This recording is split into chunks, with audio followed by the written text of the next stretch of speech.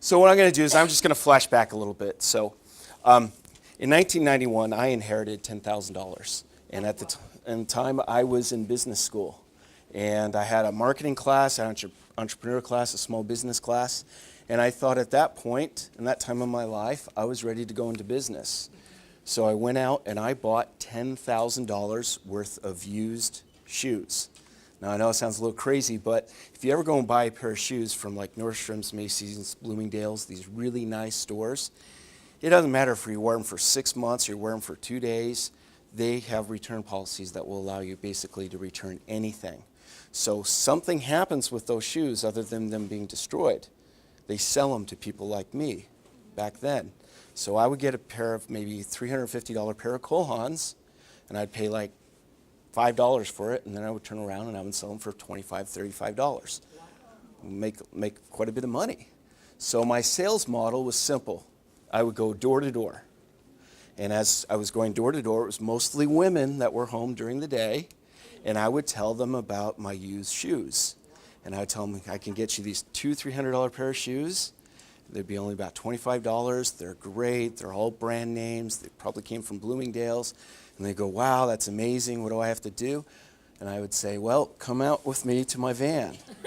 And I'm going to show you, because this is my office. So what I did is I built all of these shelves, and I put these shoes, wooden shelves, in a VW bus. And I would have these women come out and to buy shoes. And I actually started to make money. I actually started making a lot of money. Even though that was pretty unconventional, I did pretty well with it. And at one point, I thought I was going to completely transform how women buy shoes. Because there were two things I knew. One, women hate to go to the mall. And two, they would much rather have a strange man come up to their door and ask them to come out to the van.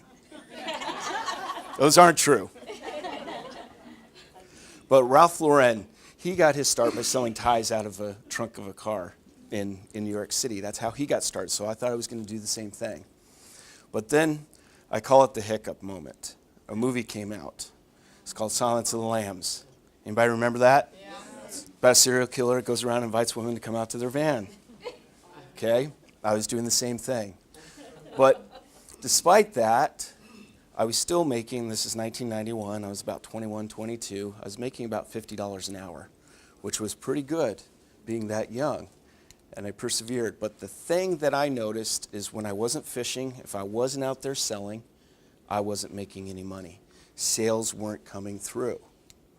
And what was happening, and maybe you've all kind of felt this before in your lives, is I was riding a roller coaster of consistently inconsistent revenue.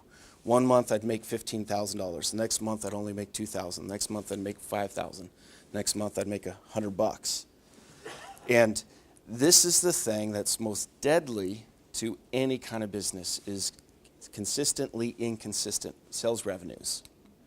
And it got to the point where I was so inconsistent and I couldn't get inventory and it all kind of fell apart that I was living in my van down by the river with my used shoes. And if you've ever seen Saturday Night Live, they actually do a whole skit on it.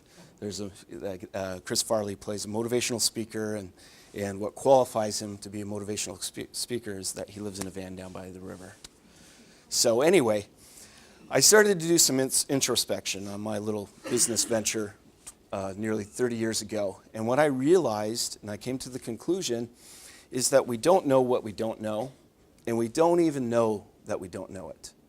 And that's basically a definition to a blind spot, but this kind of blind spot's a little bit different than what you have in your car.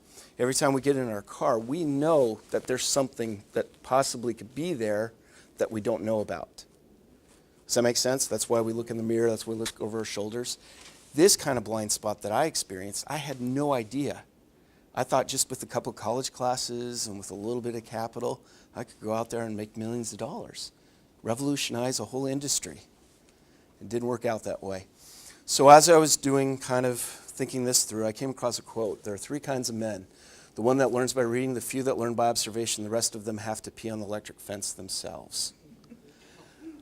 My selling used shoes out of a VW bus was me peeing on the electric fence.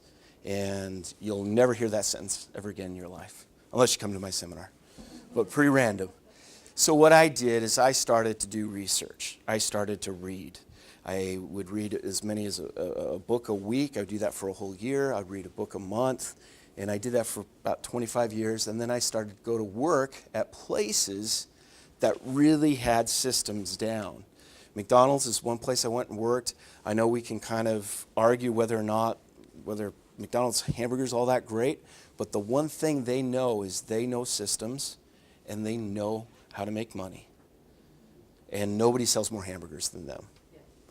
So the postmortem was this, and this is what I'm getting to, and this is why I'm sharing this with you, because it has relevance to what you guys do in real estate, is when I was selling used shoes out of a VW bus, I was only engaging in transactional marketing. There was no foundational marketing. The biggest problem that I see now that I've had my marketing agency nearly 10 years is most businesses are jumping into transactional marketing before they have foundational marketing set up. And as a result, I'm just finishing up on writing a book, Stop Selling Used Shoes Out of VW Bus, the foundational marketing versus transactional marketing paradox. And it really is a paradox. There's a problem here because we jump too quickly into the transactional stuff. So I'd like to just take the next couple minutes and kind of define that and kind of give you some nuggets that you can take with you and really apply to your businesses so that you can continue to make money.